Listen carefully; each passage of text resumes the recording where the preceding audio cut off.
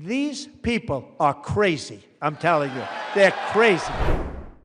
Isn't it funny? Sick people. In many cases, drug lords, murderers all over our country, they're blocking the removal of these people out of our country, and you should be ashamed of yourself. Well, thank you very much, everybody. It's really an honor. Speaker Johnson, Vice President Vance, First Lady of the United States,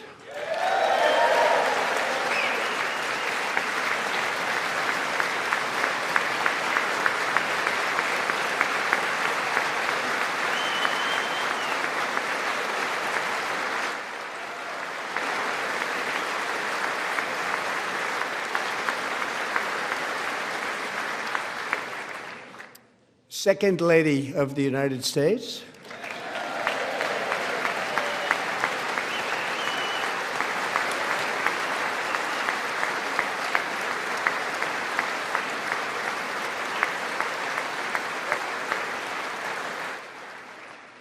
members of Congress, and my fellow Americans. Our nation is back, bigger, better, richer, and stronger than ever before.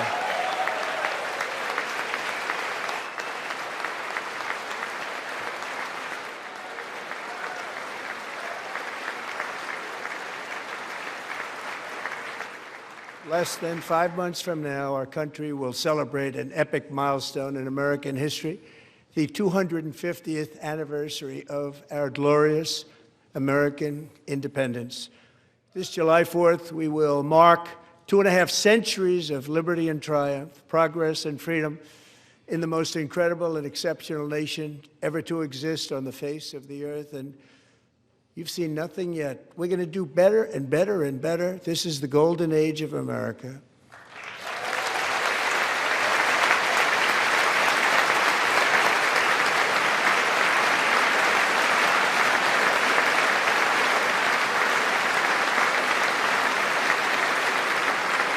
When I last spoke in this chamber 12 months ago, I had just inherited a nation in crisis with a stagnant economy, inflation at record levels, a wide-open border, horrendous recruitment for military and police, rampant crime at home, and wars and chaos all over the world.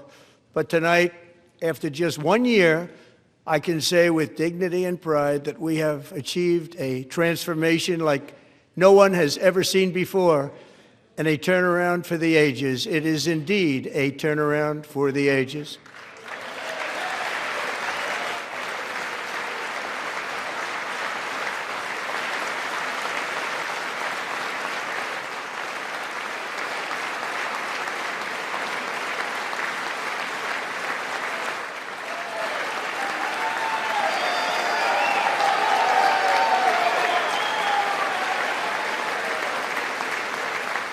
And we will never go back to where we were just a very short time ago. We're not going back. Today, our border is secure.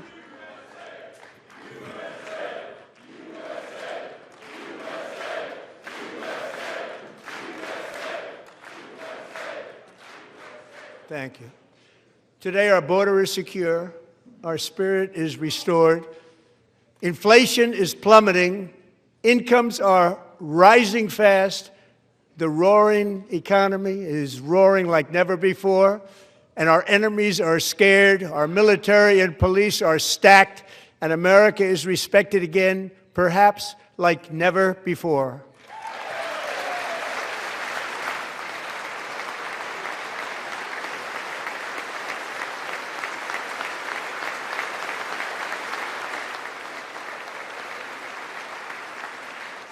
After 4 years in which millions and millions of illegal aliens poured across our borders, totally unvetted and unchecked, we now have the strongest and most secure border in American history by far.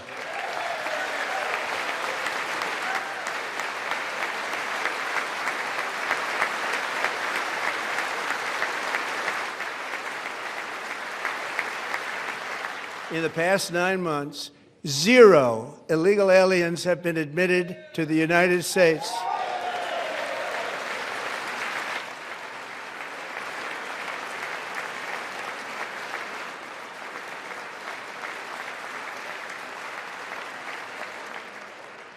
but we will always allow people to come in legally, people that will love our country and will work hard to maintain our country.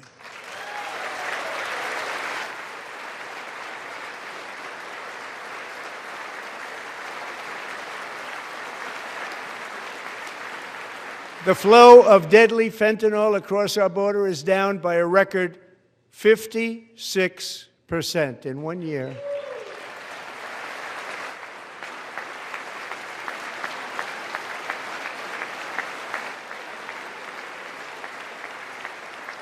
And last year, the murder rate saw its single largest decline in recorded history. This is the biggest decline, think of it, in recorded history, the lowest number in over 125 years, year 1900. In fact, substantially before my wonderful father, I had a wonderful father, Fred, before he was born, substantially before he was born. That's a long time ago. He wouldn't like me to say that, but that's a long time ago. The Biden administration and its allies in Congress gave us the worst inflation in the history of our country. But in 12 months, my administration has driven core inflation down to the lowest level in more than 5 years. And in the last 3 months of 2025, it was down to 1.7%.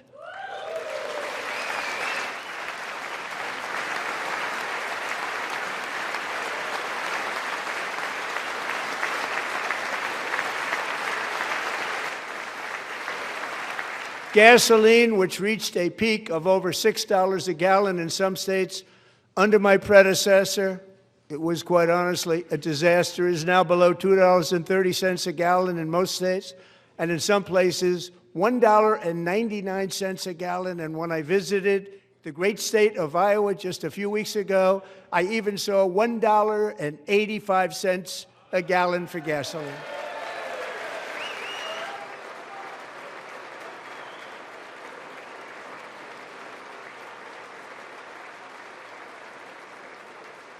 Mortgage rates are the lowest in 4 years and falling fast, and the annual cost of a typical new mortgage is down almost $5,000 just since I took office. 1 year.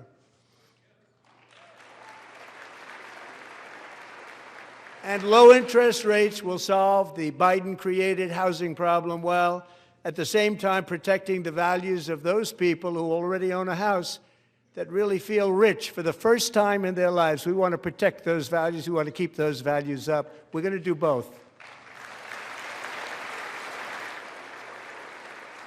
And we are going to keep it that way. The stock market has set 53 all-time record highs since the election. Think of that, 1 year. Boosting pensions, 401ks, and retirement accounts for the millions and millions of Americans. They're all gaining. Everybody's up, way up. In 4 long years, the last administration got less than $1 trillion in new investment in the United States. And when I say less, substantially less. In 12 months, I secured commitments for more than $18 trillion pouring in from all over the globe.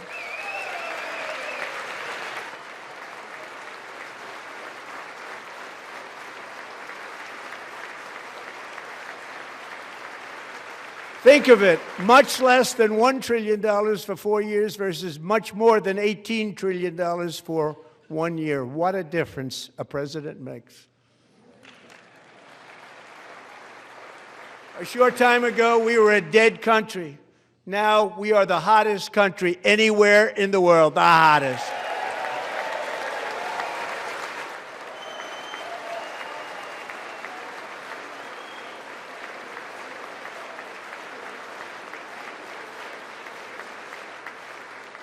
As thousands of new businesses are forming and factories, plants, and laboratories are being built, we have added 70,000 new construction jobs in just a very short period of time. It's getting bigger and bigger and stronger. Nobody can believe what they're watching. American oil production is up by more than 600,000 barrels a day, and we just received from our new friend and partner, Venezuela, more than 80 million barrels of oil.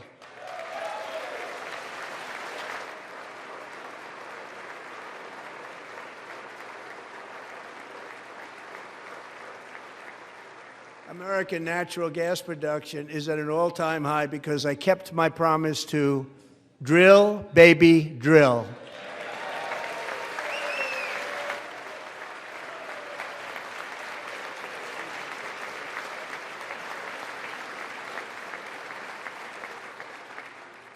More Americans are working today than at any time in the history of our country. Think about that. Any time in the history of our country, more working today. And 100% of all jobs created under my administration have been in the private sector.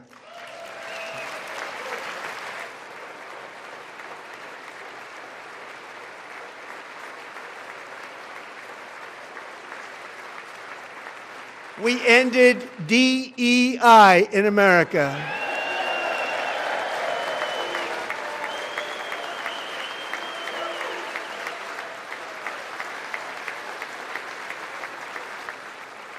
We cut a record number of job-killing regulations, and in 1 year we have lifted 2.4 million Americans, a record, off of food stamps.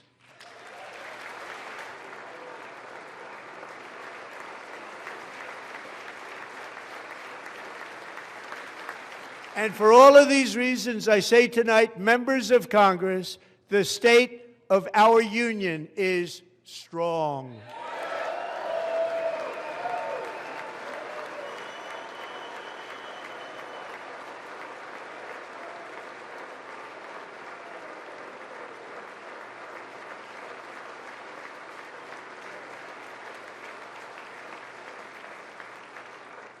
Our country is winning again. In fact, we're winning so much that we really don't know what to do about it.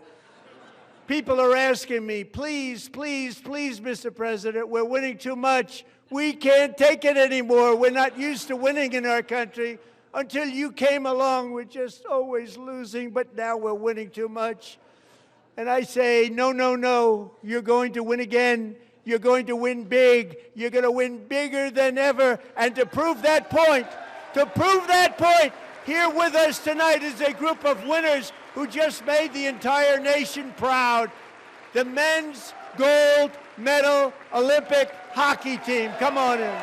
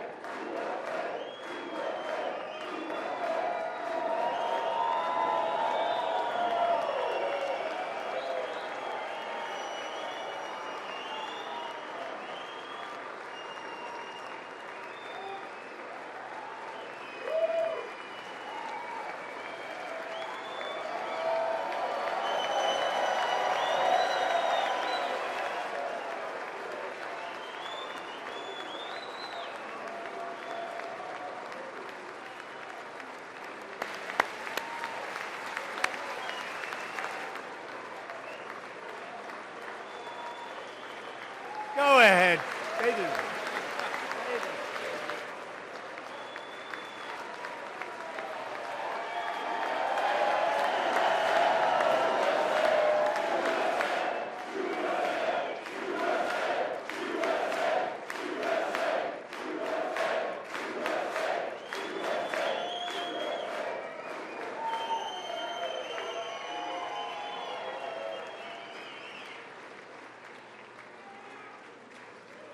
That's the first time I've ever seen them get up.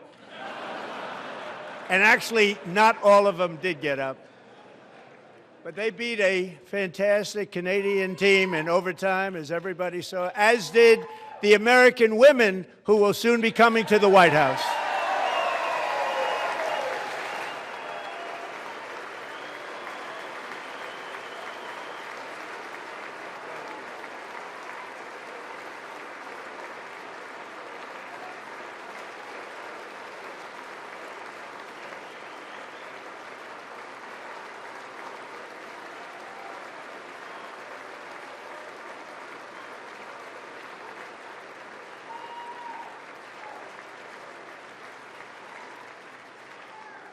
They were in the Oval Office before, and I just want to say a second very big congratulations to Team USA. But I have to say that, and I told them this, and we took a vote of the team. I said, anybody votes no, I'm not doing it.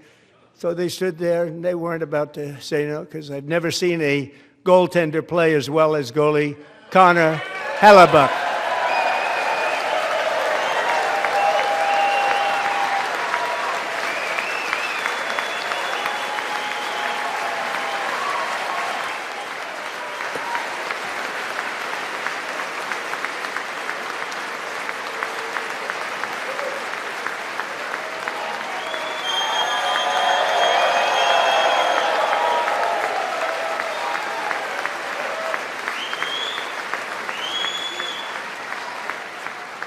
Think of it, 46 shots on goal, and I asked him, the one shot, the one where you put your stick in the back and it hit the neck of your stick and bounced off, do you practice that, or was that a little lucky?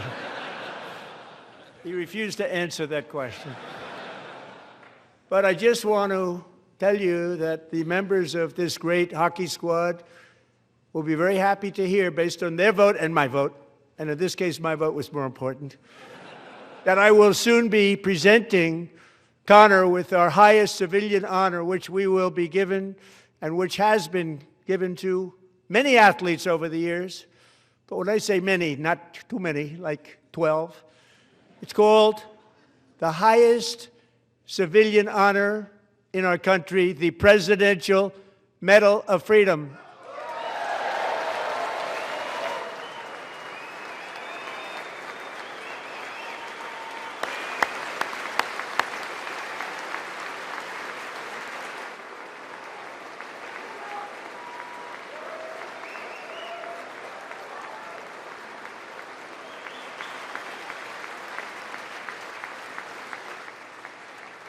Great athletes have gotten that, very great, the best, and I thought he deserved it. And I did take a vote, every single one of them. I said, I'm not giving it if anybody goes no, and every single one of them rapidly put up their hand. So I want to thank you all. What a special job you did. What special champions you are. Thank you very much.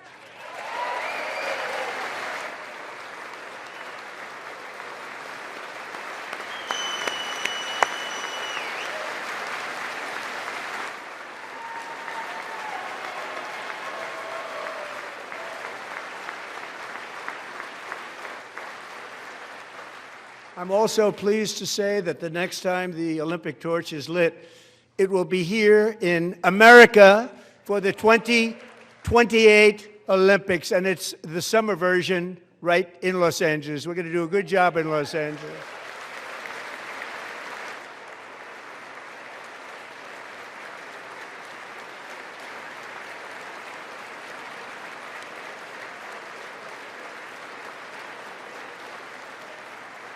And Los Angeles is going to be safe, just like Washington, D.C. is now one of the safest cities in the country.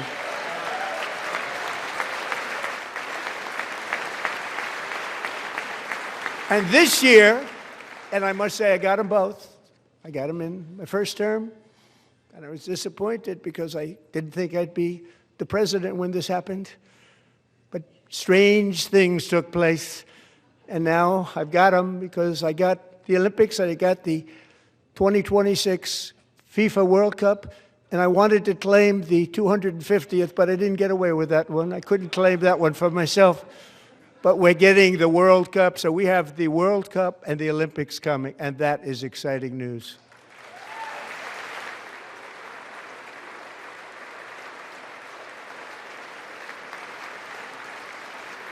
So this will be a year to celebrate our country and the heroes who have kept it free. Men like Buddy Taggart. At age 17, Buddy volunteered to defend America in World War II, serving in the Pacific under the great General Douglas MacArthur. He fought bravely in the famous Battle of Manila, worked so hard. He was badly wounded and almost killed by enemy machine guns in Luzon. And 81 years ago this month, he liberated the largest internment camp in the Philippines, one of the largest anywhere in the world. Buddy earned many honors, including a Purple Heart and a Bronze Star, came home, started a family, and tonight he is in the gallery looking forward to July 4th, 2026, his 100th birthday.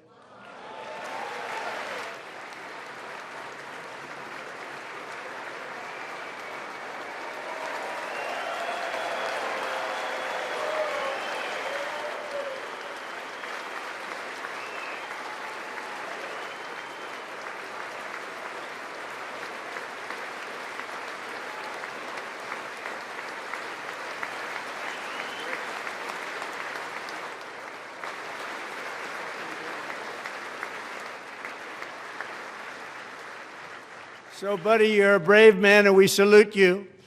Even in times of challenge, setback, and immense heartache, the spirit of 1776 has always shone through very brightly.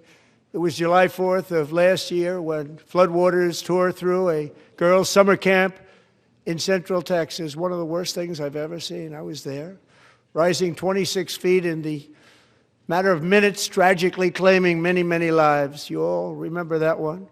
As the waters threatened to sweep her away, 11-year-old Millie Kate McClelland closed her eyes and prayed to God. She thought she was going to die. Those prayers were answered when Coast Guard rescue swimmer Scott Ruskin descended from a helicopter above. Nobody knew where he came from. It was Scott's first ever rescue mission, a young guy, but very brave, very, very top, always top in his class, and he lifted not just Millie Kate, but 164 others to safety.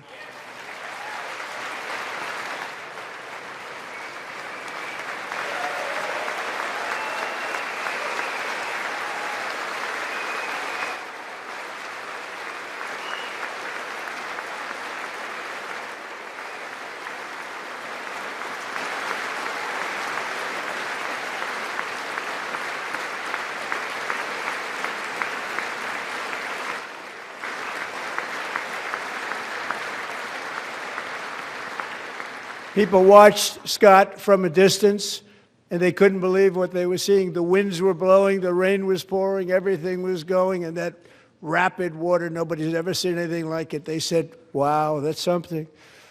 Tonight, Scott and Millie Kate are here together, reunited for the very first time. Thank you, Scott, Millie Kate.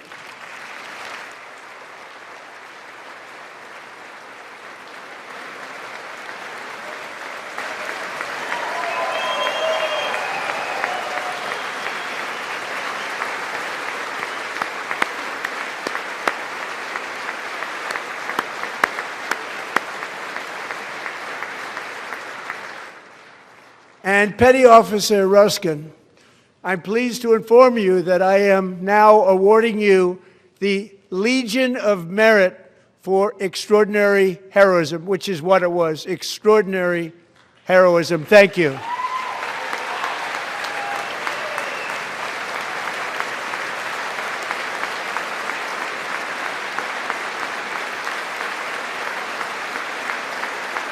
And I'd like to have the military aide to please come down and take care of the service. Military aide, thank you very much. Take care of that very important service. Thank you very much. From 1776 to today, every generation of Americans has stepped forward to defend life, liberty, and the pursuit of happiness. And they're really doing it for the next generation. But now it's our turn. Together we're building a nation where every child has the chance to reach higher and go further, where government answers to the people, not the powerful, and where the interests of hardworking American citizens are always our first and ultimate concern.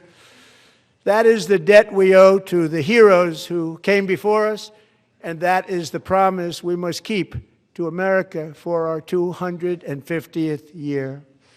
Last year, I urged this Congress to begin the mission by passing the largest tax cuts in American history, and our Republican majorities delivered so beautifully. Thank you, Republicans.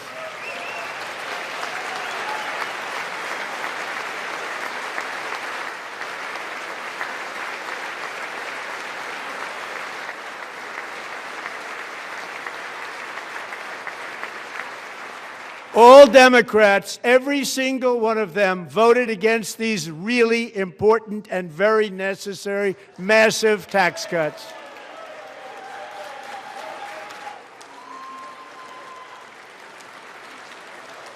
They wanted large-scale tax increases to hurt the people instead. But we held strong, and with the great, big, beautiful bill, we gave you no tax on tips, no tax on overtime, and no tax on Social Security for our great seniors.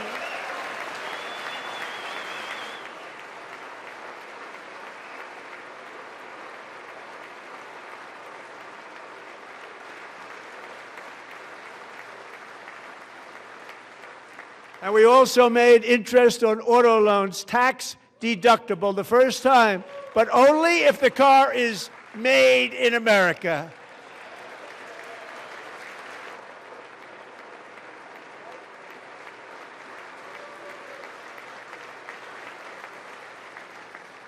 Recently in Pennsylvania, I met Megan Hemhauser, a devoted mom who's homeschools her children, beautiful, 2 children, during the day while waiting tables at night as her husband works overtime operating very heavy equipment. Megan is here this evening, and she's happy to tell you that she is so much richer because with no tax on tips, no tax on overtime, and our expanded child tax credit done again by Republicans, Megan and her husband will take home more than $5,000 extra just for the year, cutting her tax bill in more than half.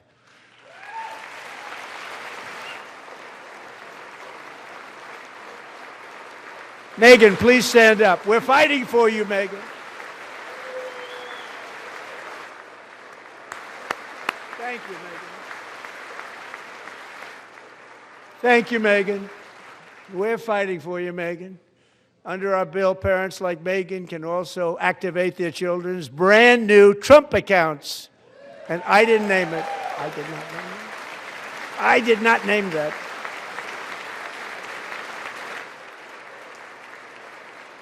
Nobody believes me, but I did not name it. It was named by a very tall man sitting right there in the 3rd row. Nice man, a good man. Tax-free investment accounts for every American child. This is something that's so special and has taken off and gone through the roof. Millions will be pre-funded courtesy of the U.S. Treasury and private individuals like Michael and Susan Dell, who have donated $6.25 billion to fund the Trump accounts for 25 million American children. They're great people.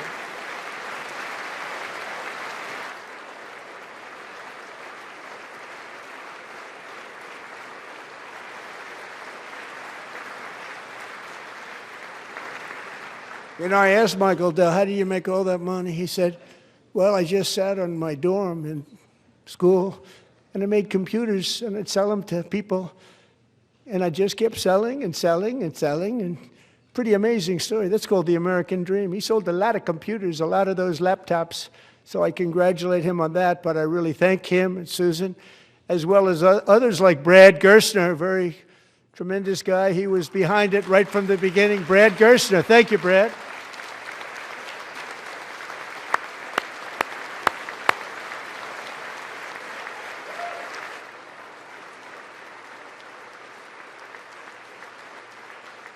So with modest additional contributions, these young people's accounts could grow to over $100,000 or more by the time they turn 18. Think of it. How much money is that for somebody that started with nothing? Over 100,000, could be much more than that.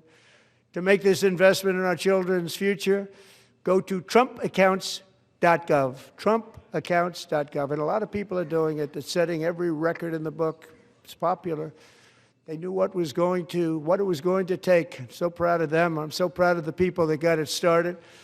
And now it's just taken off. One of the primary reasons for our country's stunning economic turnaround, the biggest in history, where the Dow Jones broke 50,000 4 years ahead of schedule, and the S&P hit 7,000, where it wasn't supposed to do it for many years, were tariffs.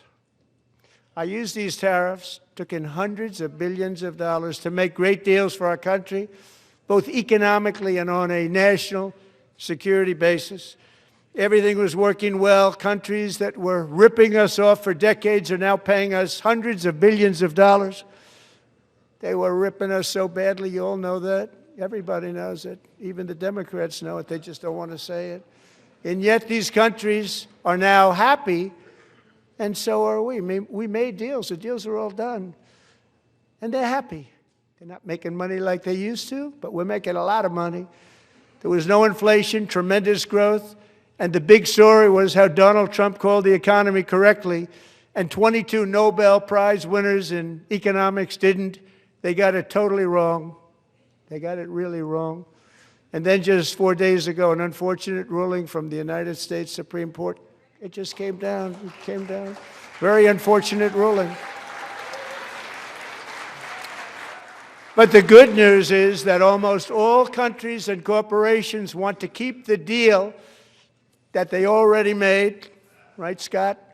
Knowing that the legal power that I, as president, have to make a new deal could be far worse for them, and therefore they will continue to work along the same successful path that we had negotiated before the Supreme Court's unfortunate involvement. So despite the disappointing ruling, these powerful, country-saving, it's saving our country, the kind of money we're taking in, peace-protecting. Many of the wars I settled was because of the threat of tariffs. I wouldn't have been able to settle them without. Will remain in place under fully approved and tested alternative legal statutes. And they have been tested for a long time.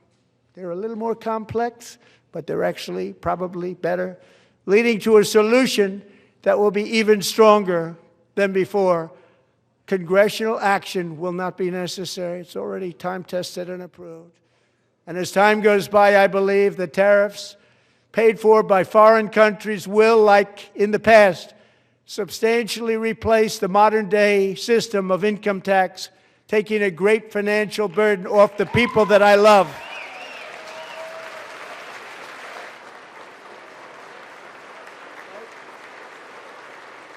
Right?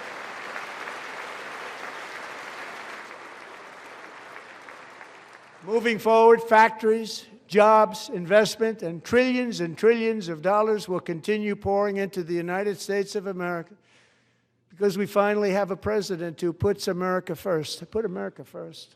I love America.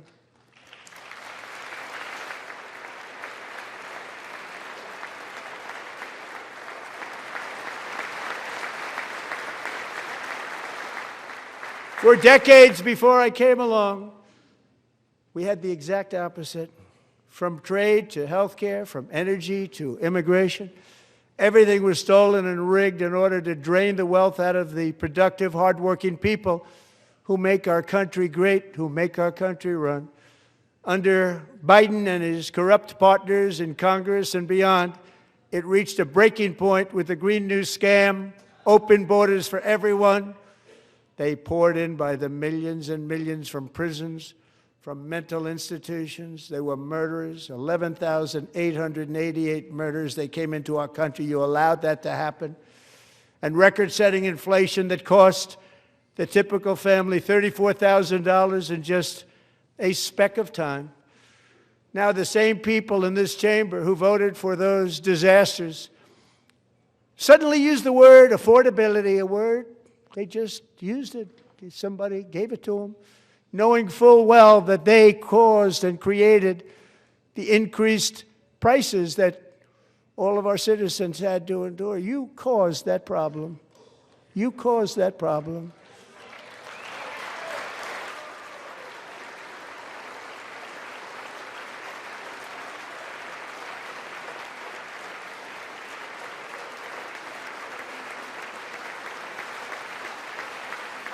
They knew their statements were a lie. They knew it.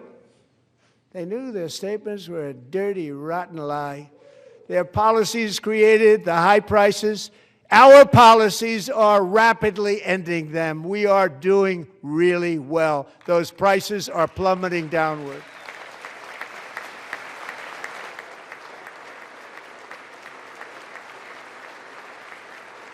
The price of eggs is down 60%, Madam Secretary. Thank you.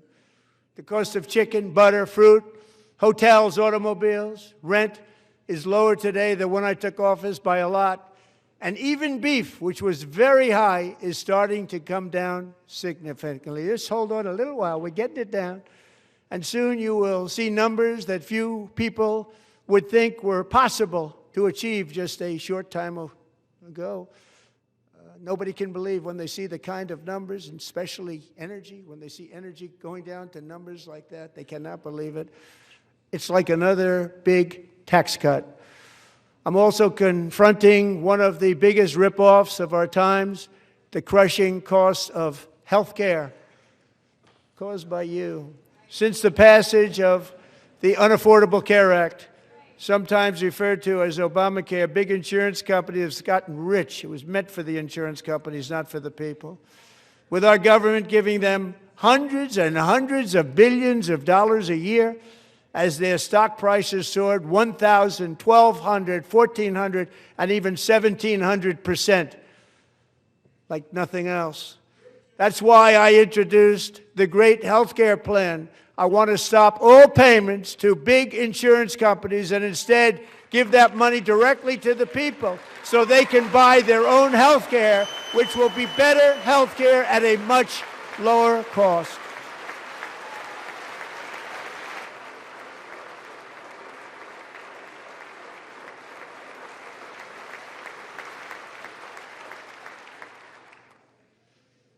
In addition, my plan requires maximum price transparency. That's a big deal. Sounds so simple, so big. And I did that in my first term, and the Democrats immediately terminated it with full knowledge that they were doing a very bad thing for the people. Costs were going to go way up, and that's what happened, and now I'm bringing them way down on health care and everything else. I'm also ending the wildly inflated cost of prescription drugs like has never happened before.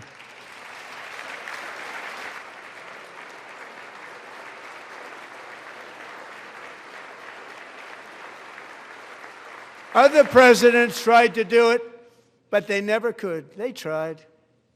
Most didn't try, actually. But they tried. They said they tried. They couldn't do it. They didn't even come close. They were all talk and no action, but I got it done.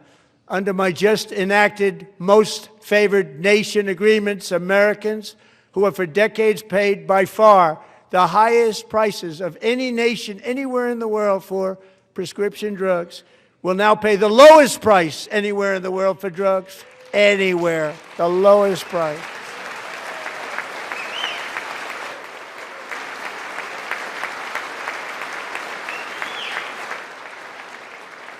So in my first year of the second term, should be my third term, but strange things happen. I took prescription drugs, a very big part of health care, from the highest price in the entire world to the lowest. That's a big achievement. The result is price differences of 300, 400, 500, 600% and more, all available right now at a new website called TrumpRx.gov. And I didn't name that one either, by the way.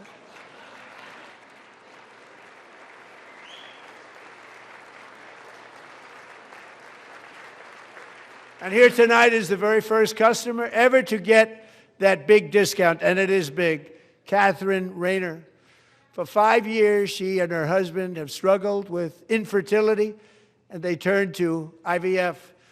One drug has been costing Catherine $4,000 to purchase, but a few weeks ago, she logged onto the TrumpRx website and got that same drug that cost $4,000, got it for under $500. A reduction of much more, actually, than $3,500. Catherine, we are all praying for you, and you're going to be a great mom.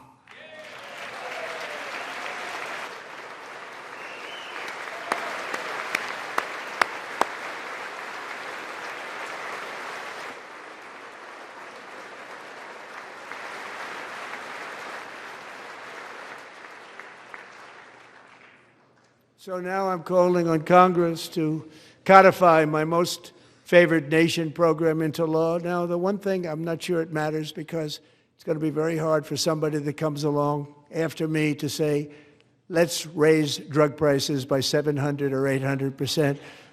But John and Mike, if you don't mind, codify it anyway. They may do it. Codify it anyway. Thank you. Many Americans are also concerned that energy demand from AI data centers could unfairly drive up their electric utility bills. Tonight, I'm pleased to announce that I have negotiated the new Ratepayer Protection Pledge. You know what that is? We're telling the major tech companies that they have the obligation to provide for their own power needs. They can build their own power plants as part of their factory so that no one's prices will go up. And in many cases, prices of electricity will go down for the community and very substantially down. This is a unique strategy never used in this country before. We have an old grid. It could never handle the kind of numbers, the amount of electricity that's needed. So I'm telling them they can build their own plant. They're going to produce their own electricity. It will ensure the company's ability to get electricity while at the same time lowering prices of electricity for you, and could be very substantial for all of you cities and towns. You're going to see some good things happen over the next number of years. Another pillar of the American dream that has been under attack is home ownership. With us tonight is Rachel Wiggins, a mom of two from Houston. She placed bids on 20 homes and lost all of those bids to gigantic investment firms that bypassed inspection, paid all cash, and turned those houses into rentals, stealing away her American dream. She was devastated. Stories like this are why last month I signed executive order to ban large Wall Street investment firms from buying up in the thousands single-family homes.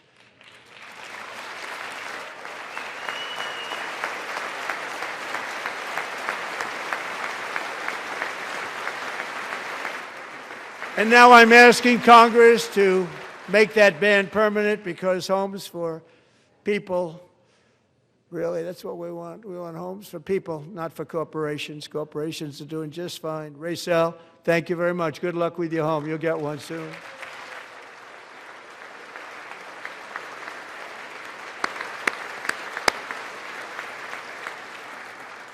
We're also working to make it easier for Americans to save for retirement. And under this administration, we will always protect Social Security and Medicare. They are not protecting it for our seniors. We will always protect Social Security, Medicare, Medicaid.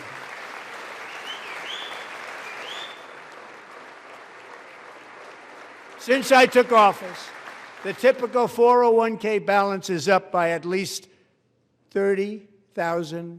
That's a lot of money.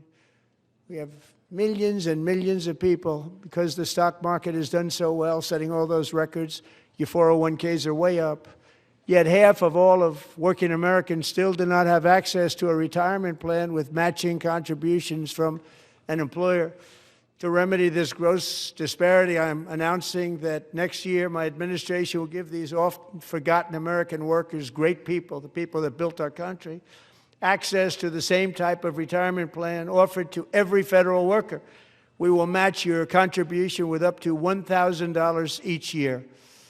As we ensure that all Americans can profit from a rising stock market, let's also ensure that members of Congress cannot corruptly profit from using insider information.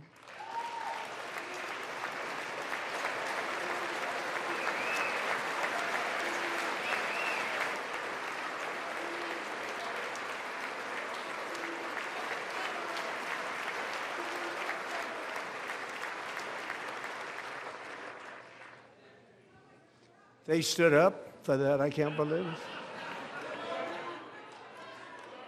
I can't believe it. Did Nancy Pelosi stand up if she's here? Doubt it. Pass the Stop Insider Trading Act without delay.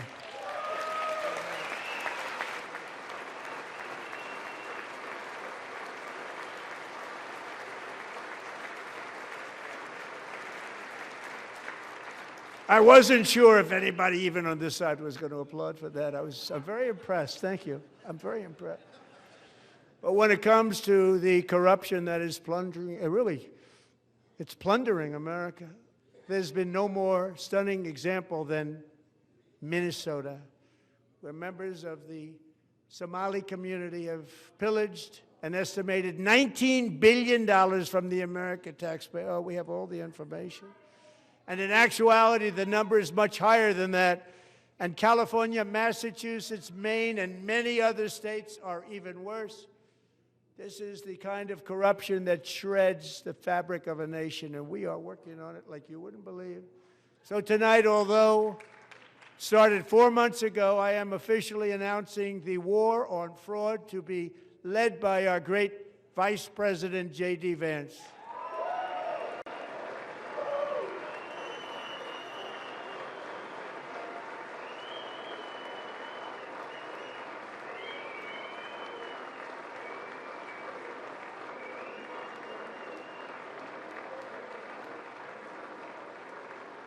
He'll get it done.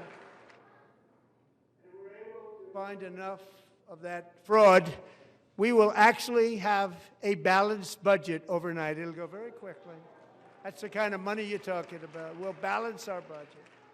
The Somali pirates who ransacked Minnesota remind us that there are large parts of the world where corruption and lawlessness are the norm, not the exception. Importing these cultures through unrestricted immigration and open borders brings those problems right here to the USA. And it is the American people who pay the price in higher medical bills, car insurance rates, rent, taxes, and perhaps most importantly, crime. We will take care of this problem. We're going to take care of this problem. We are not playing games. Delilah.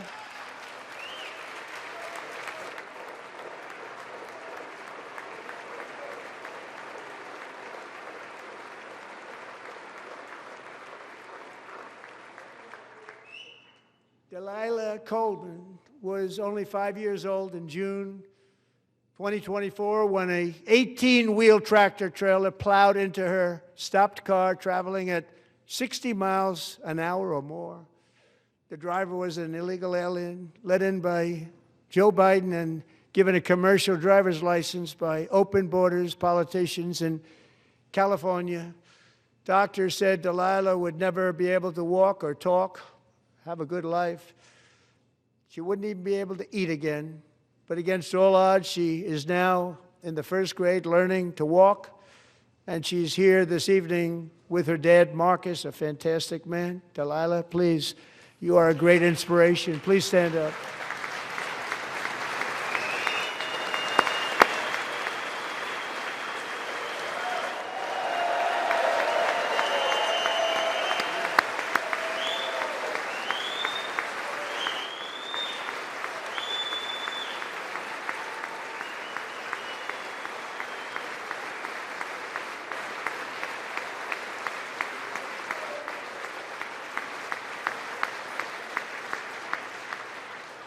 Thank you, Delilah. Many, if not most, illegal aliens do not speak English and cannot read even the most basic road signs as to direction, speed, danger, or location. That's why tonight I'm calling on Congress to pass what we will call the Delilah Law, barring any state from granting commercial driver's licenses to illegal aliens.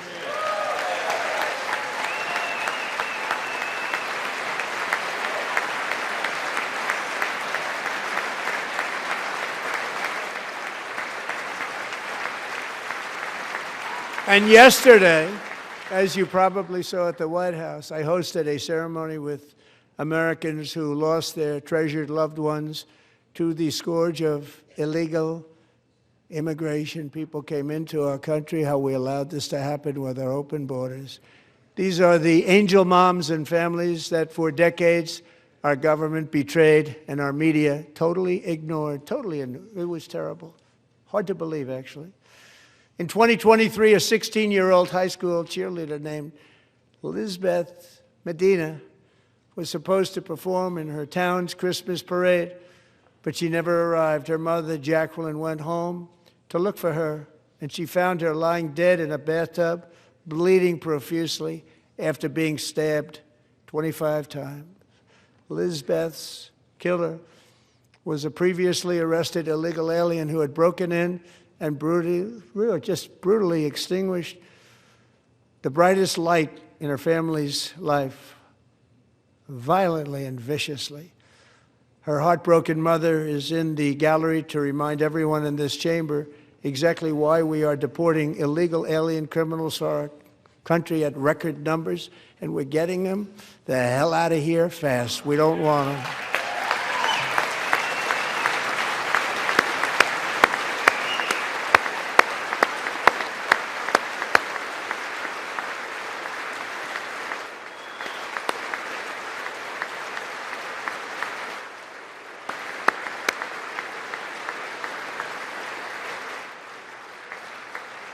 Thank you very much, Jacqueline. Thank you.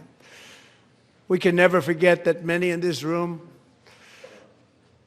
not only allowed the border invasion to happen before I got involved, but indeed they would do it all over again if they ever had the chance. If they ever got elected, they would open up those borders to some of the worst criminals anywhere in the world.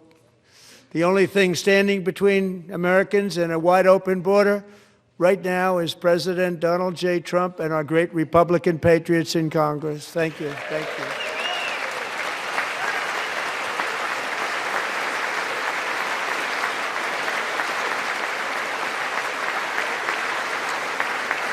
As we speak, Democrats in this chamber have cut off all funding for the Department of Homeland Security. It's all cut off.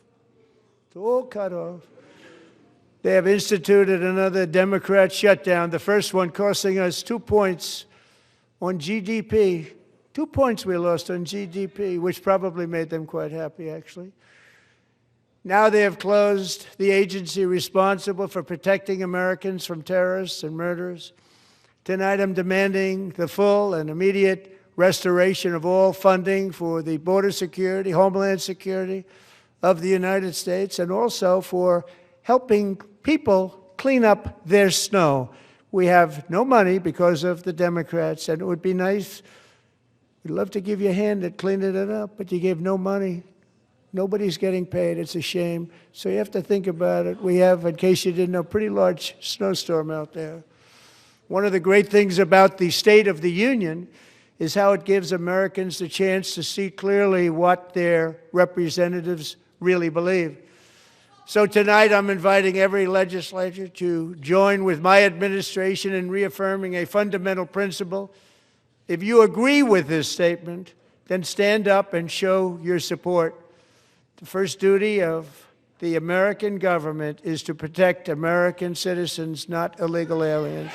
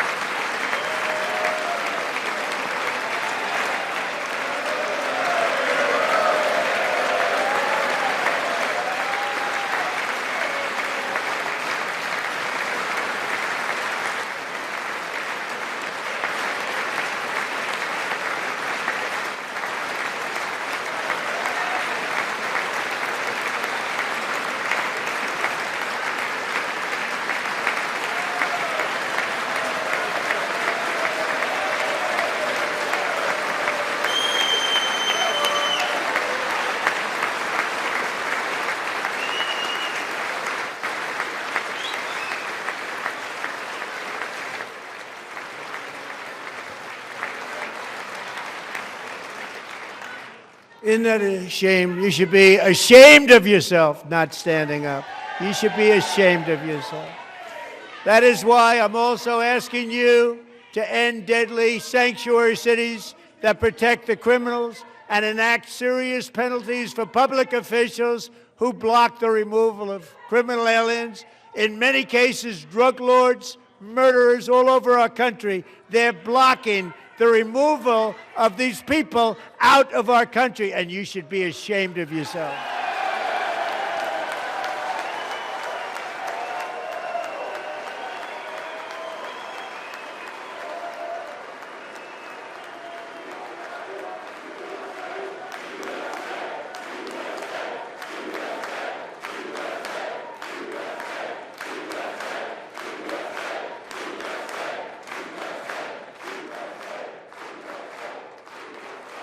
And perhaps most importantly, I'm asking you to approve the Save America Act.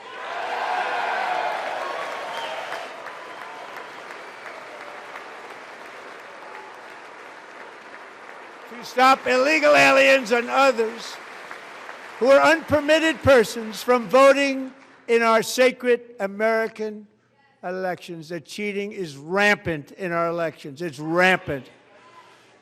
It's very simple. All voters must show voter ID.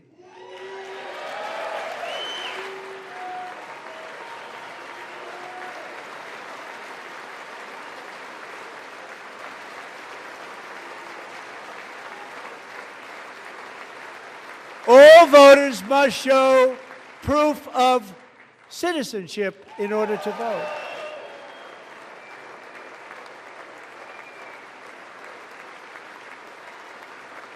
And no more crooked mail-in ballots except for illness, disability, military, or travel. None. And this should be an easy one. And by the way, it's polling at 89%, including Democrats, 89%.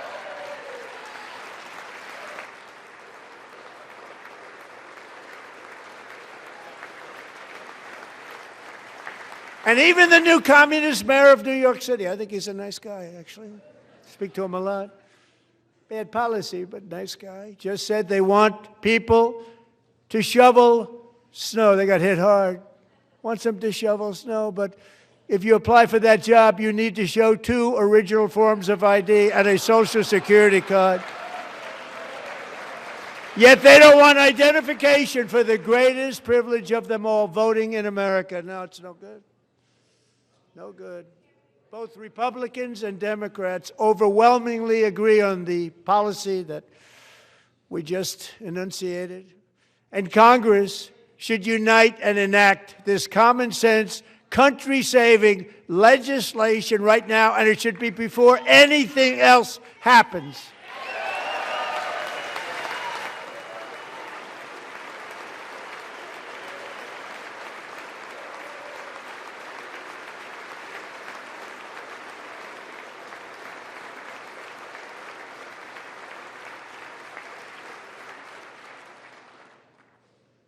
And the reason they don't want to do it, why would anybody not want voter ID? One reason, because they want to cheat. There's only one reason.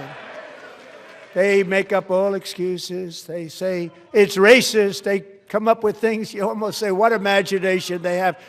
They want to cheat. They have cheated. And their policy is so bad that the only way they can get elected is to cheat. And we're going to stop it. We have to stop it, John.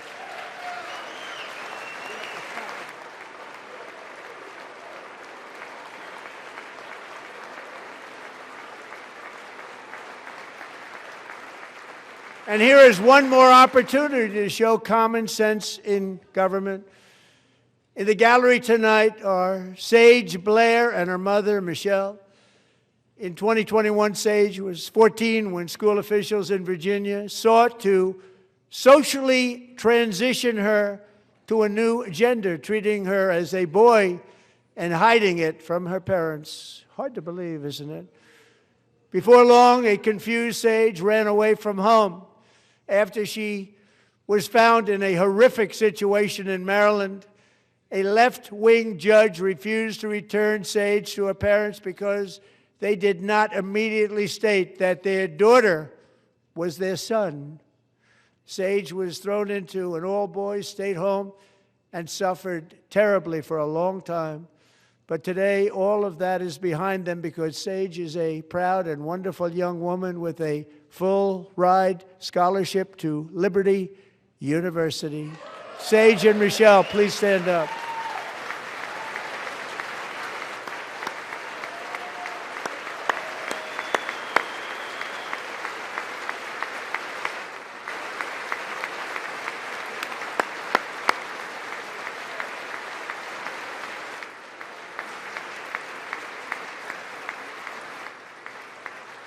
And thank you for your great bravery. And who can believe that we're even speaking about things like this? 15 years ago, if somebody was up here and said that, they'd say, what's wrong with him? But now we have to say it because it's going on all over numerous states without even telling the parents. But surely we can all agree no state can be allowed to rip children from their parents' arms and transition them to a new gender against the parents' will. Who would believe that we're even talking about this? We must ban it, and we must ban it immediately.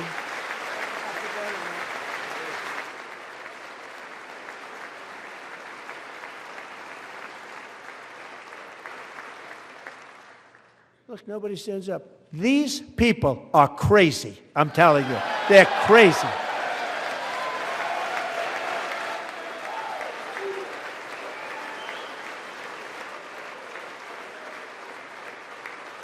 Amazing. Incredible. Boy, oh boy. We're lucky we have a country. With people like this, Democrats are destroying our country, but we've stopped it just in the nick of time, didn't we? Huh?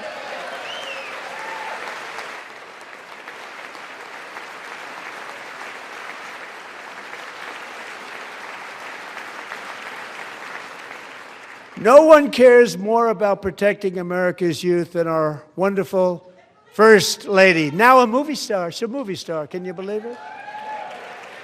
Who would have believed that? Over the past year, she has had an incredible impact championing AI legislation, advancing a landmark executive order on foster care, and helping secure $30 million to launch the Melania Trump Foster Youth to Independence Initiative. It's a tremendous, really a tremendous thing that happened and had a lot of bipartisan support. She gets much better bipartisan support than I do. I get none. She gets a lot.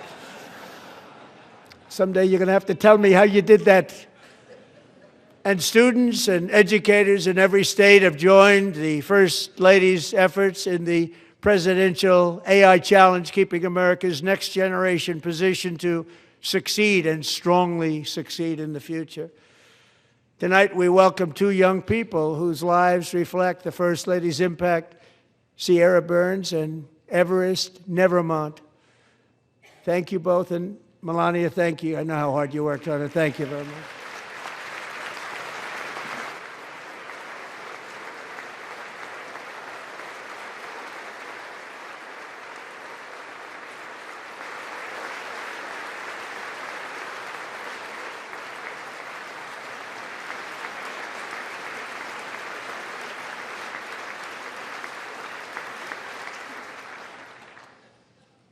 I'm very proud to say that during my time in office, both the first 4 years and in particular this last year, there has been a tremendous renewal in religion, faith, Christianity, and belief in God.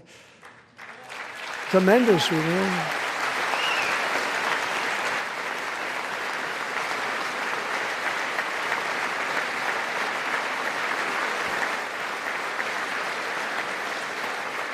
This is especially true among young people, and a big part of that had to do with my great friend, Charlie Kirk, a great guy, great man.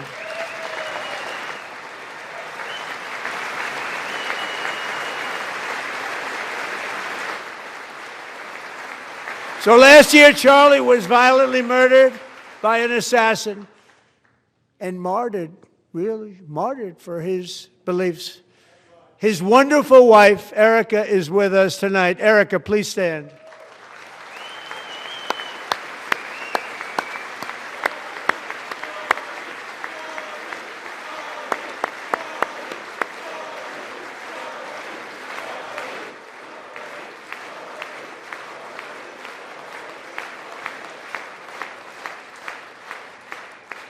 Thank you, Erica. Been through a lot. In Charlie's memory, we must all come together to reaffirm that America is one nation under God, and we must totally reject political violence of any kind.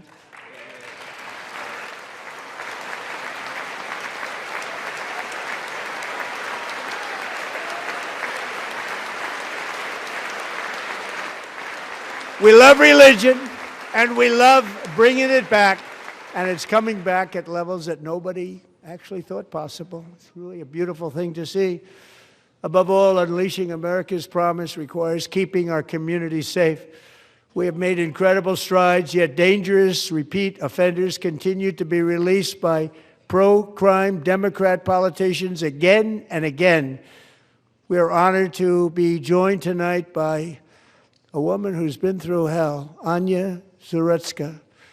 In 2022, she and her beautiful daughter, so beautiful, what a beautiful young woman, Irina, fled war-torn Ukraine to live with relatives near Charlotte, North Carolina. And by the way, what's going on with Charlotte?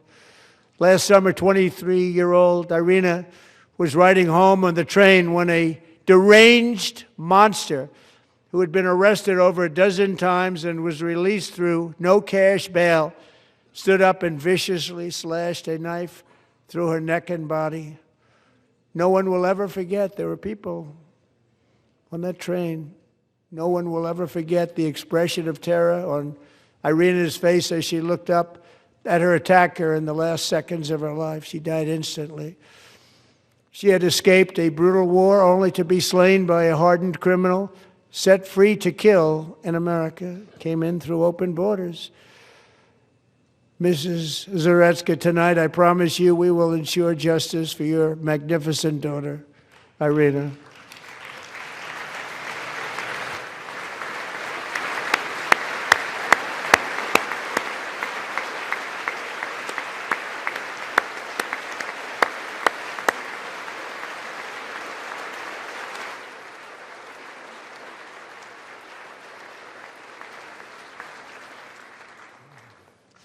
How do you not stand? How do you not stand? I'm asking this Congress to pass tough legislation to ensure that violent and dangerous repeat offenders are put behind bars, and importantly, that they stay there.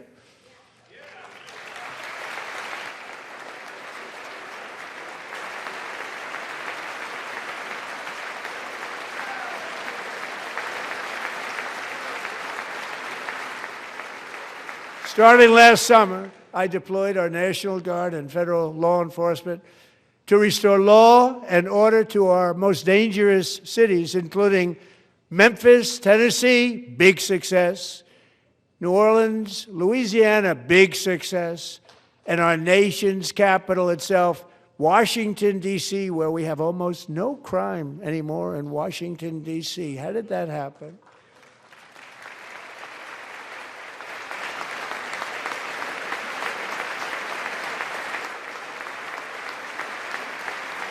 In fact, crime in Washington is now at the lowest level ever recorded, and murders in D.C. this January were down close to 100% from a year ago.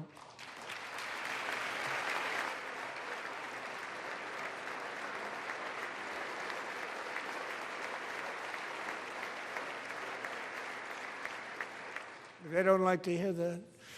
One of the brave service members who helped achieve this stunning turnaround was 20-year-old West Virginia Army National Guard Specialist Sarah Beckstrom.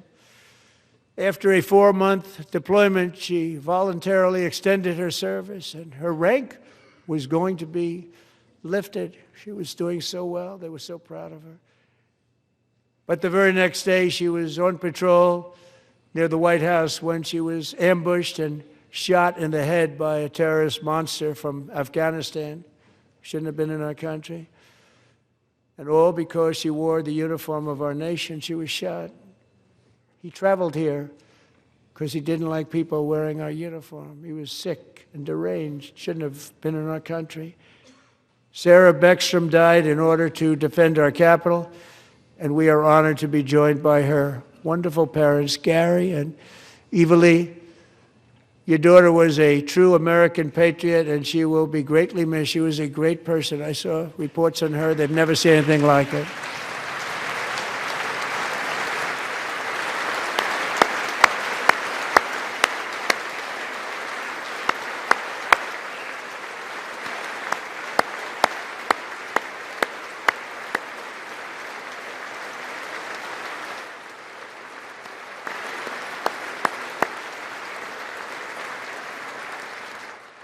So sorry. Thank you very much. She's a great young lady. I saw reports that were like, perfect. She was perfect. Serving alongside Sarah that day was Staff Sergeant Andrew Wolf. The terrorist shot Andrew in the head, and no one thought he could possibly make it. The two of them, Sarah and Andrew, both shot violently in the head. Neither was expected to make it. They weren't even given a chance, except his wonderful mother, named Melody, who I spoke to the same night, and she was so positive.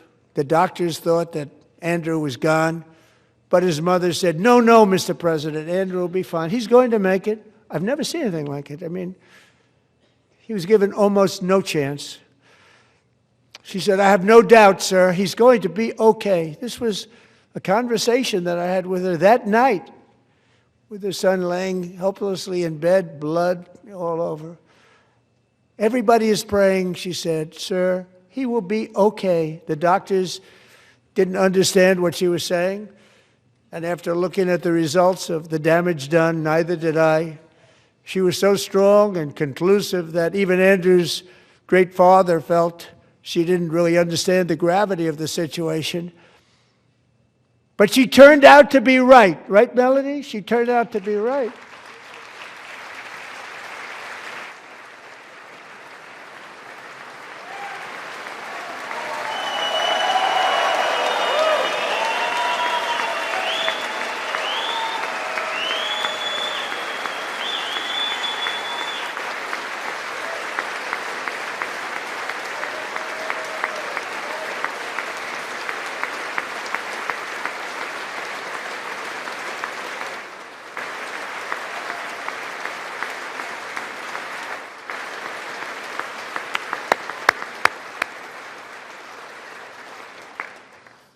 Amazing, actually. I said, where does this woman come from? She's the most positive person I've ever met. With God's help, Andrew has battled back from the edge of death, and we're talking about the edge of death, on his way to a miraculous recovery. He's got a little work to do, but he's doing great. Nice to see you. He's a good-looking guy. Nice to see you. Thanks, Andrew. Thank you very much.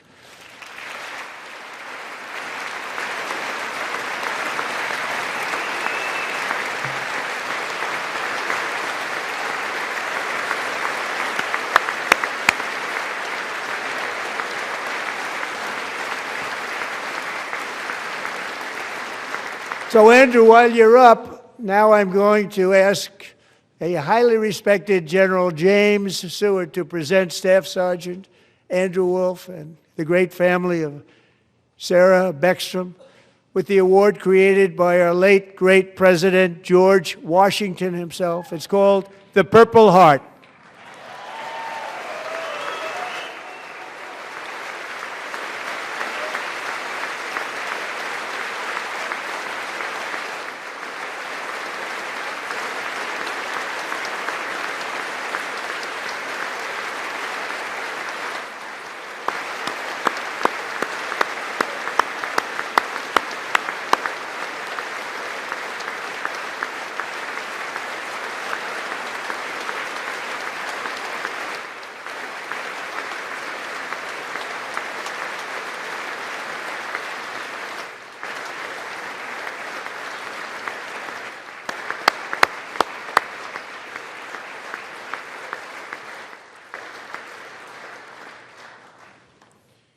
We love you all. Love you. We're proudly restoring safety for Americans at home, and we are also restoring security for Americans abroad. Our country has never been stronger. My first 10 months, I ended 8 wars, including Cambodia. Isn't it funny? Sick people. Cambodia and Thailand, Pakistan and India. Would have been a nuclear war. 35 million people said the Prime Minister of Pakistan would have died if it were not for my involvement. Kosovo and Serbia, Israel and Iran, Egypt and Ethiopia, Armenia and Azerbaijan, the Congo and Rwanda, and of course the war in Gaza, which proceeds at a very low level. It's just about there.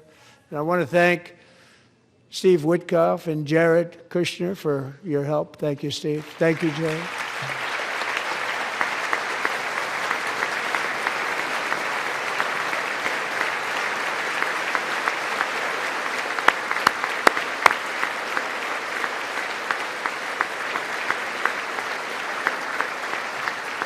And I also want to thank the man they report to, Secretary of State Marco Rubio. Thank you, Marco.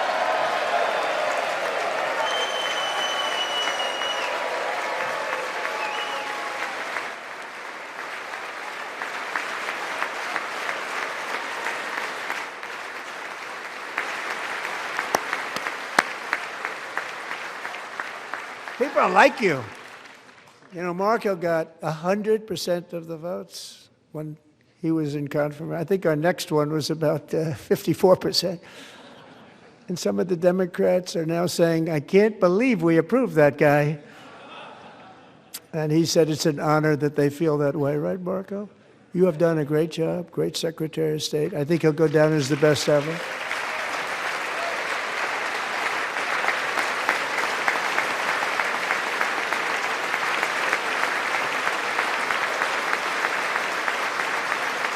Under the ceasefire I negotiated, every single hostage, both living and dead, has been returned home. Can you believe that?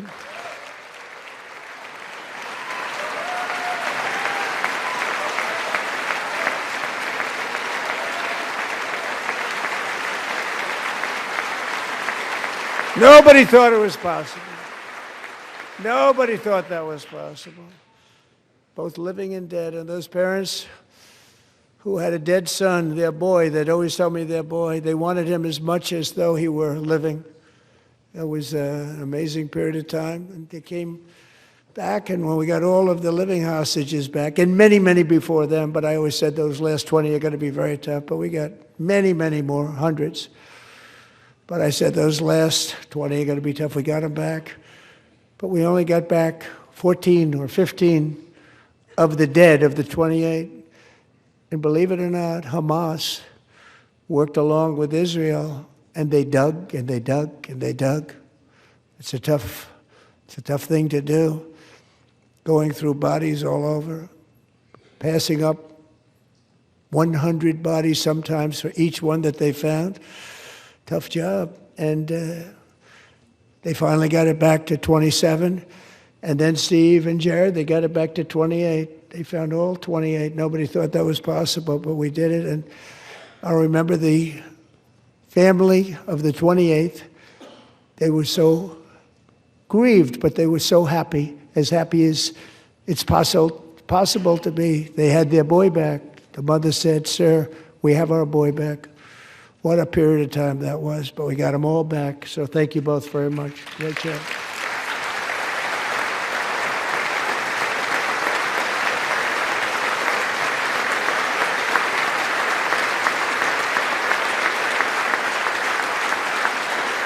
And we're working very hard to end the 9th war, the killing and slaughter between Russia and Ukraine, where 25,000 soldiers are dying each and every month. Think of that, 25,000 soldiers are dying a month.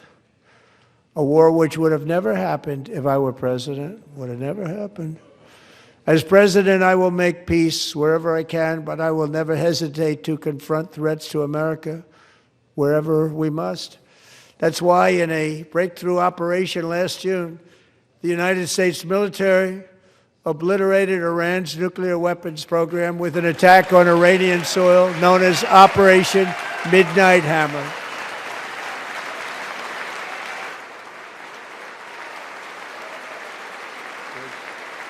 Good.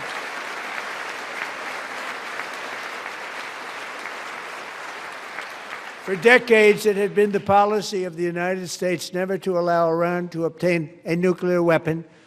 Many decades. Since they seized control of that proud nation 47 years ago, the regime and its murderous proxies have spread nothing but terrorism and death and hate. They've killed and maimed thousands of American service members and hundreds of thousands and even millions of people with what's called roadside bombs. They were the kings of the roadside bomb. And we took out Soleimani. I did that during my first term. Had a huge impact. He was the father of the roadside bomb.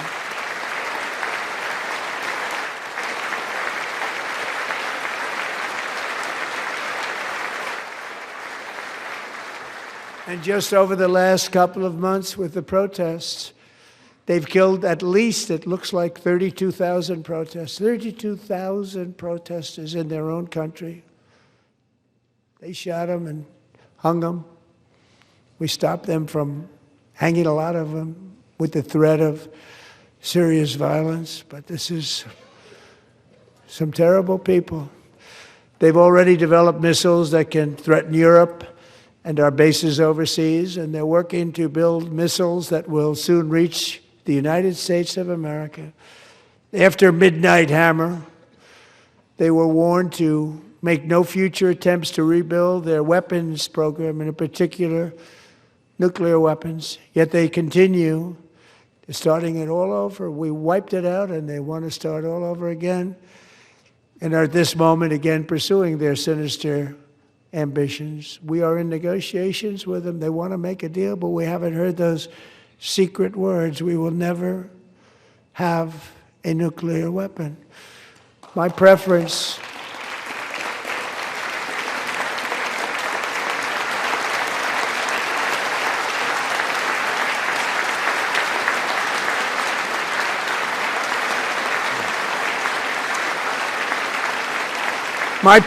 is to solve this problem through diplomacy. But one thing is certain, I will never allow the world's #1 sponsor of terror, which they are by far, to have a nuclear weapon. Can't let that happen.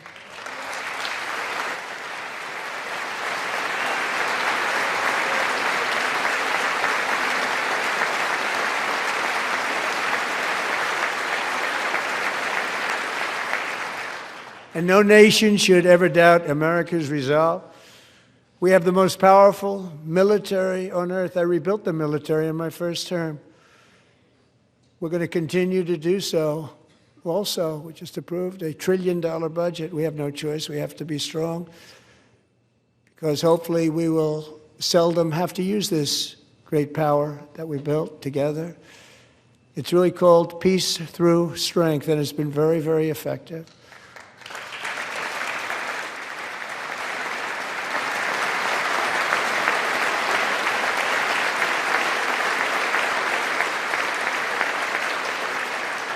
So thanks to Republicans in Congress, we're investing that record number of dollars, have no choice, in the United States Armed Forces. Also creating a lot of jobs, but we're not even doing it for that reason. Because as I said, we have more jobs, more people working today than ever before in the history of our country. And NATO countries are friends and allies. They are. They're our friends and they're our allies. Have just agreed, at my very strong request, to pay 5% of GDP for military defense rather than the 2%, which they weren't paying. We were paying for almost all of NATO. Now they're paying 5 as opposed to not paying 2.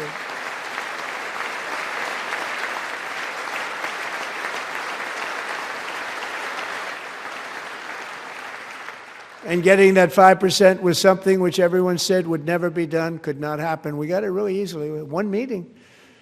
And big difference between 2% that's not paid. We were paying the freight of many of them. Very few were paid up. Now 5%, then they're paid. And everything we send over to Ukraine is sent through NATO, and they pay us in full. They pay us totally in full. Every branch of our armed forces is setting records for recruitment. This is so exciting. And every service member recently.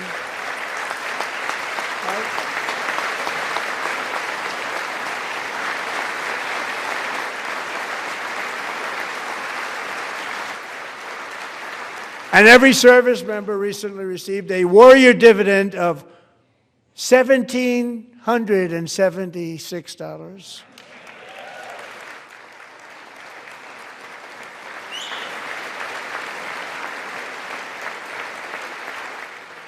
You know, they put it on my desk. We got the money from tariffs and other things, a lot of money we have. We have much more money than people understand. Have to rebuild that program a little bit, but it won't take long. But we got the money, and it was $1,775, and they wanted my approval. And I said, what's the number? $1,775. I said, wait a minute. For one more dollar, we can have $1,776. It's going to I said, we're going to figure that. I never asked anybody if we could afford it. One more dollar, I said $1,776. And I said, that's good. And I'll tell you what, our military, that was 4 months ago, our military, I never see a person in the military that doesn't thank me for it, so we're honored to do it. They deserve it. And we call it 1776. It was great. And we love our military. We love our law enforcement. We love our firemen. You know, the firemen don't get mentioned enough. We love our firemen. We're also...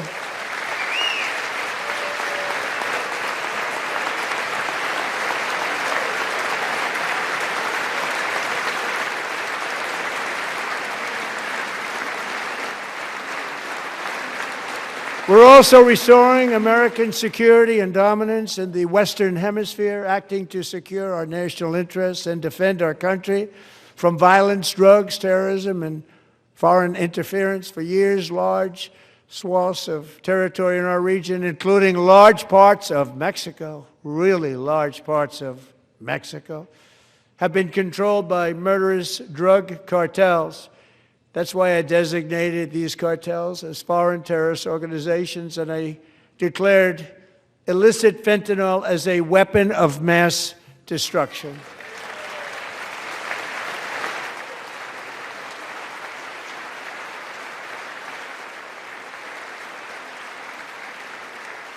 And with our new military campaign, we have stopped record amounts of drugs coming into our country and virtually stopped it completely coming in by water or sea. You probably noticed that.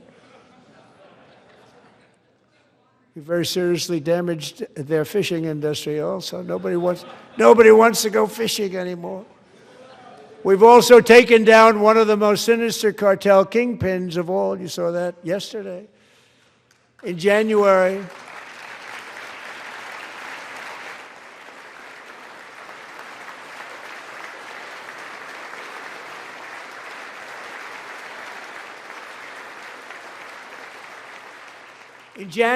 elite American warriors carried out one of the most complex, spectacular feats of military competence and power in world history. No one's seen anything like it. Foreign leaders, I won't tell you who, called me and they said, very impressive, very impressive. They couldn't believe, they all watched, they saw what happened. This is a different fighting force that we had years ago when we fought to tie. You know, it's a great fighting force. I'm so proud of it. Look at Space Force. Space Force is my baby, because we did that. My baby, it's becoming so important.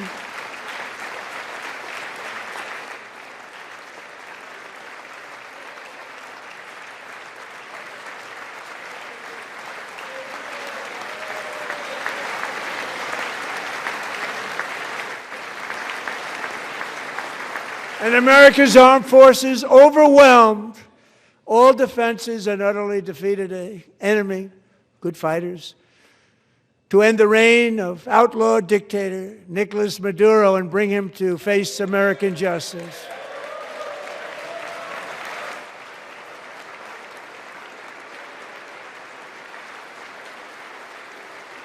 And this was an absolutely colossal victory for the security of the United States, and it also opens up a bright new beginning for the people of Venezuela.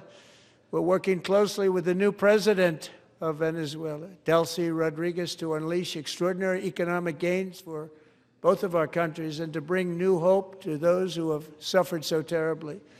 They really did suffer. With us tonight is Alejandro Gonzalez. She grew up in a tight-knit Venezuelan family and was especially close to her beloved uncle Enrique.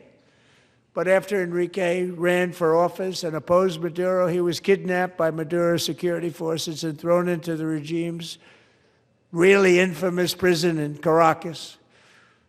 Alejandro feared she would never see her uncle again. She feared for her own life also. But since the raid, we have worked with the new leadership, and they have ordered the closure of that vile prison and released hundreds of political prisoners already, with more to come. Alejandro, I'm pleased to inform you that not only has your uncle been released, but he is here tonight. We brought him over to celebrate his freedom with you in person. Enrique, please come down.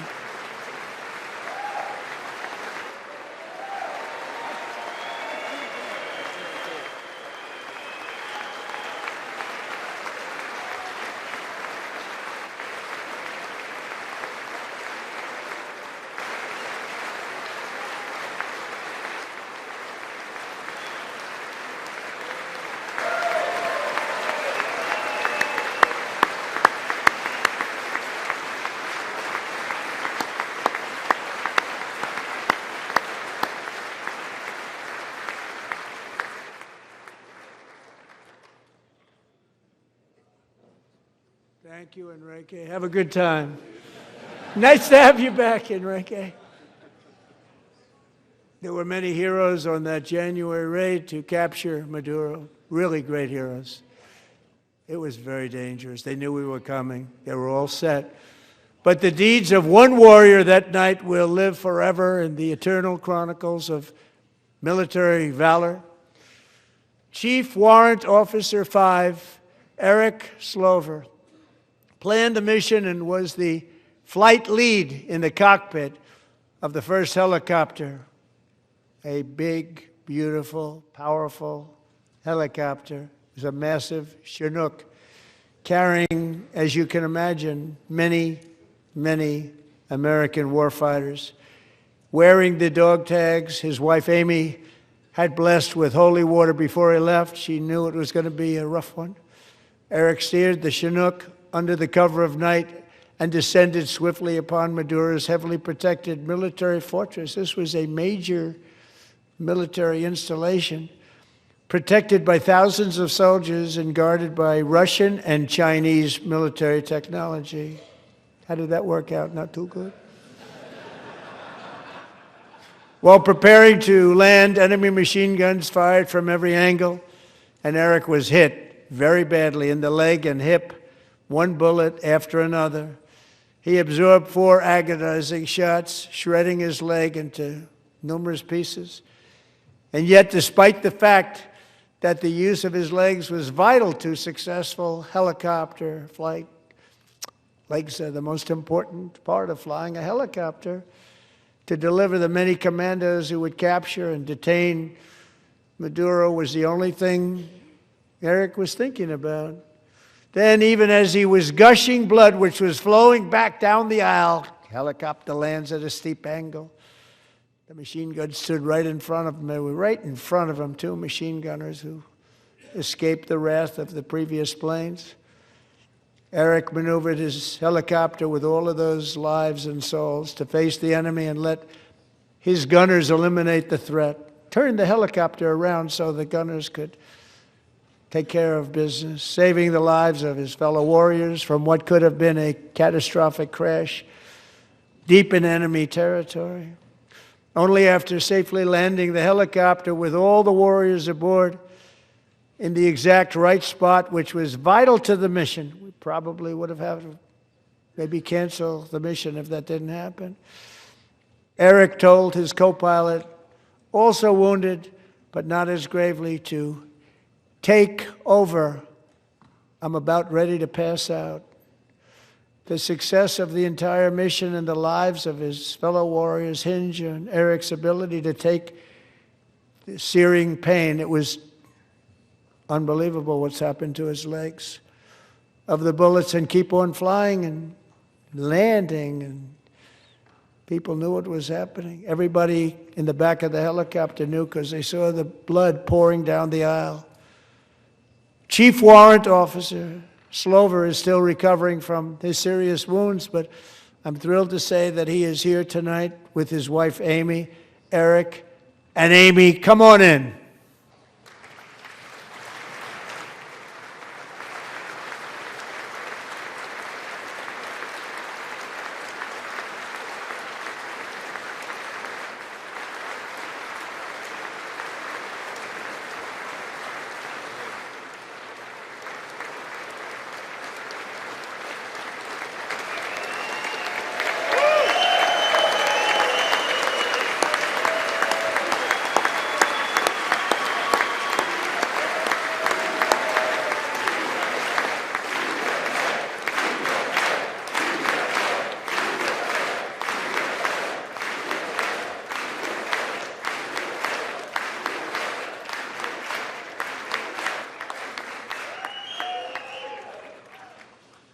So we have a surprise for Eric and Amy.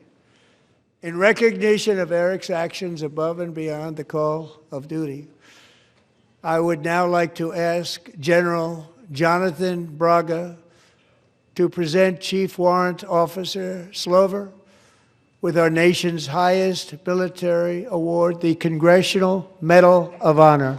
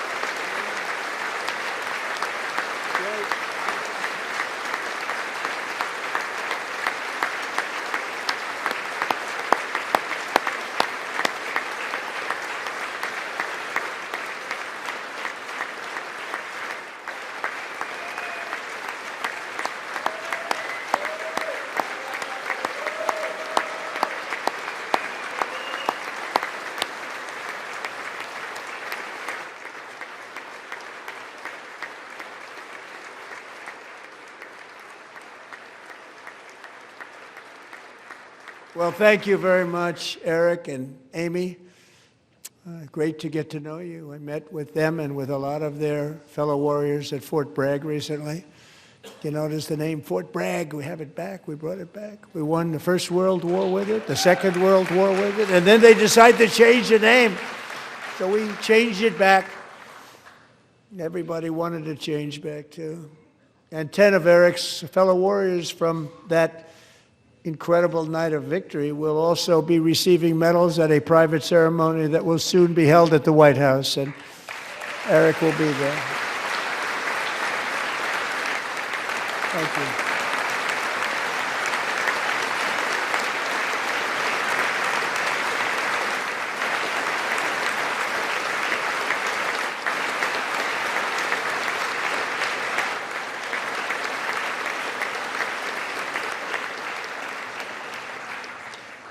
Thank you, Eric.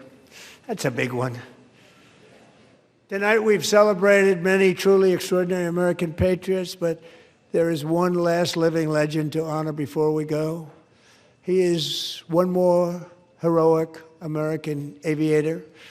Navy fighter pilot Royce Williams served in World War II, Korea, Vietnam, flying more than 220 missions. In the skies over Korea in 1952, Royce was in the dogfight of a lifetime, legendary dogfight. Flying through blizzard conditions, his squadron was ambushed by 7 Soviet fighter planes. It was his first aerial combat of the war, and despite being massively outnumbered and outgunned, Royce led the takedown of 4 enemy jets and almost destroyed the others, vanquishing his adversaries while taking 263 bullets to his own plane and being seriously hurt. His story was secret for over 50 years. He didn't even want to tell his wife, but the legend grew and grew. But tonight, at 100 years old, this brave Navy captain is finally getting the recognition he deserves. He was a legend long before this evening. Royce, please stand up, and I will ask the First Lady of the United States to present Captain Royce Williams with his Congressional Medal of Honor.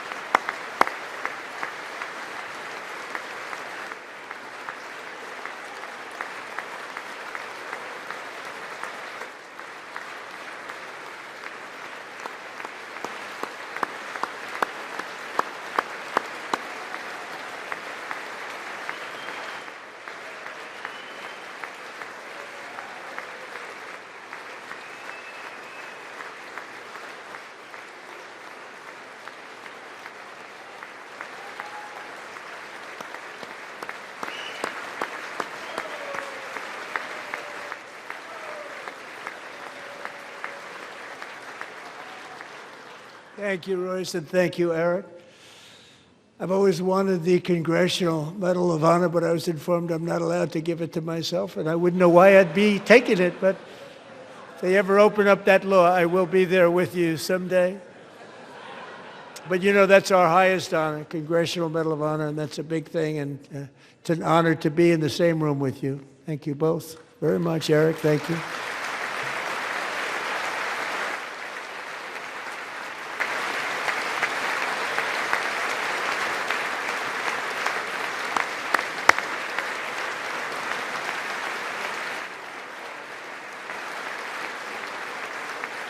Thank you. 250 years is a long time in the life of a nation, but in another sense, it's really a mere moment in the eye of history. Two of the gentlemen we met in the gallery this evening took their first breaths 1 century ago, 100 years before that, on July 4th, 1826, the author of the Declaration of Independence, brilliant, Thomas Jefferson, drew his last breath. Just a single long human lifespan separates the giants who declared and won our independence from the heroes who stand among us tonight. Everything our nation has done, everything we have achieved, has been the work of those few great lifetimes. In those brief chapters, Americans built this nation from 13 humble colonies into the pinnacle of human civilization and human freedom, the strongest, wealthiest, most powerful, most successful nation in all of history. Americans ventured out across the daunting and dangerous continent. We carved paths through an unforgiving wilderness, settled a boundless frontier, and tamed the beautiful but very, very dangerous Wild West. From empty marshes and wide open plains, we raised up the world's greatest cities. Together we mastered the world's mightiest industries and shattered history's monstrous tyrannies. And we liberated millions from the chains of fascism, communism, oppression, and terror. Americans lifted humanity into the skies on the wings of aluminum and steel. And then we launched mankind into the stars on rockets powered by sheer American will and unyielding American pride. We wired the globe with our ingenuity. We captivated the planet with American culture. And now we are pioneering the next great American breakthroughs that will change the entire world. All of this and so much more is the enduring legacy, unmatched glory of the hardworking patriots who built and defended this country and who still carry the hopes and freedoms on all of humanity's backs. For years they were forgotten, betrayed, and cast aside. But that great betrayal is over, and they will never be forgotten again. Because when the world needs courage, daring, vision, and inspiration, it is still turning to America. And when God needs a nation to work his miracles, he knows exactly who to ask. There is no challenge Americans cannot overcome, no frontier too vast for us to conquer, no dream too bold for us to chase, no horizon too distant for us to claim. For our destiny is written by the hand of providence, and these first 250 years were just the beginning. From the rugged border towns of Texas to the heartland villages of Michigan, from the sun-kissed shores of Florida to the endless fields of the Dakotas, and from the historic streets of Philadelphia to right here in our nation's capital, Washington, D.C., the golden age of America is upon us. The revolution that began in 1776 has not ended. It still continues because the flame of liberty and independence still burns in the heart of every American patriot. And our future will be bigger, better, brighter, bolder, and more glorious than ever before. Thank you, God bless you, and God bless America.